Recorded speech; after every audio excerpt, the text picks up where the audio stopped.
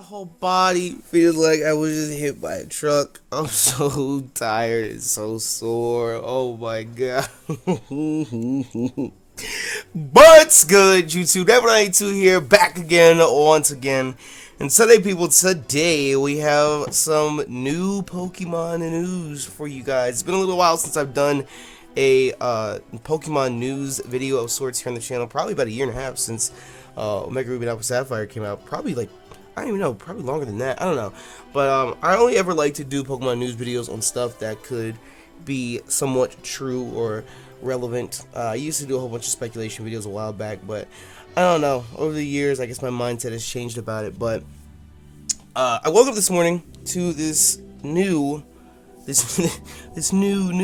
should say, of a new Pokemon known as I always want to call it Morgiana, but this is not Magi. It's Magiana, if I pronounced that correctly. Magiana. And a lot of people are flipping out, saying that it marks the herald of Gen 7. I'm just gonna say it right here and right now. It marks the beginning of Gen 7, which I think it very well possibly could be. I think it could be a way to cross over between Gen 6 and Gen 7, because of course we've had Volcanion, Hoopa, and Deontay. We've known about them for a while now, and my initial speculation, or my initial impression, would be if Magiana was a part of 6th Gen, the hackers that found all those other Mons would have, or should have, found Magiana by now, correct? So one can only make the assumption that Magiana is not included in Gen 6, and is in fact the first Gen 7 Pokemon that we've seen so far. But, of course, it's all speculation up until this point.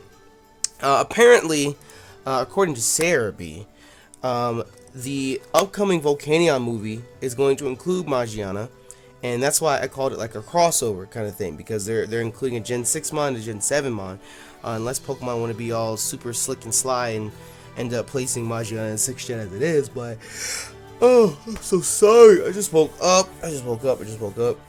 But apparently, according to the movie or the summary, Ash and his friends continue their journey. Volcanion drops down from the sky in front of them, because Volcanion lives in the sky, apparently. Volcanion's objective is to recover Magiana, who has been abducted by the Azoth Kingdom, a city of super machinery. However, Volcanion and Ash have become linked together by a strange... question mark. Will the two of them manage to work together and save Magiana? Of course, link to Sarah B is included in the description below, so you guys can check it out and make your own speculation about it and whatnot. To me, the first thing that I think of when I hear a summary from a movie is that it's not canon. Because how many times has there been something from a movie that just doesn't reflect in the actual video games? Well, I use the term canon loosely because, of course, canon would apply to the anime, but you get what I'm saying. Like, it's like, for example, you had the Giratina movie, where Giratina and Shaman had this whole correlation, this whole relationship back and forth, but in the actuality of the games, they have nothing links them together at all. So I feel like that is what this might be, in the sense of, like, Magiana is just here to help transition into Gen 7, or to help transition a new Pokemon in, where Volcanion just happens to be the bad guy that is there. Because, I mean, look at the two Mons. There's nothing similar about them. There's no reason for them to be linked together at all. So I don't know. We don't know anything else about Magiana at this point, except for the fact that it is classified as the man-made Pokemon. And that's interesting to me, because there have been half a dozen Mons already that have been confirmed to be quote-unquote man-made. I mean, the most legendary one of them all, obviously, is Mewtwo. Mewtwo has been made multiple times. The Mewtwo Genesect movie was a perfect example of Mewtwo being created again. There is Castform, who was made by meteorologists at the Weather Institute in the Hoenn region. What else? What other man-made Pokemon? I mean, I guess we would include Mons like Voltorb, because isn't it supposed to just be a... Is Voltorb actually a Pokeball, or is it just based off of a Pokeball to like help blend in?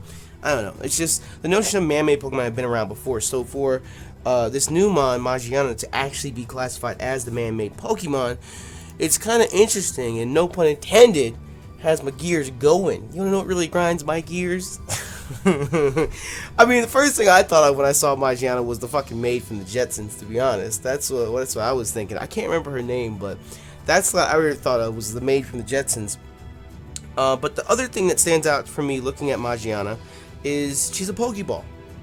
If you look at her dress, her skirt, or whatever, she's a Pokeball, and her ears form the bottom half of the Pokeball that's missing. So to me, I think she can just right inside and turn into an actual Pokeball, which would make sense because it's supposed to be from this like ancient civilization.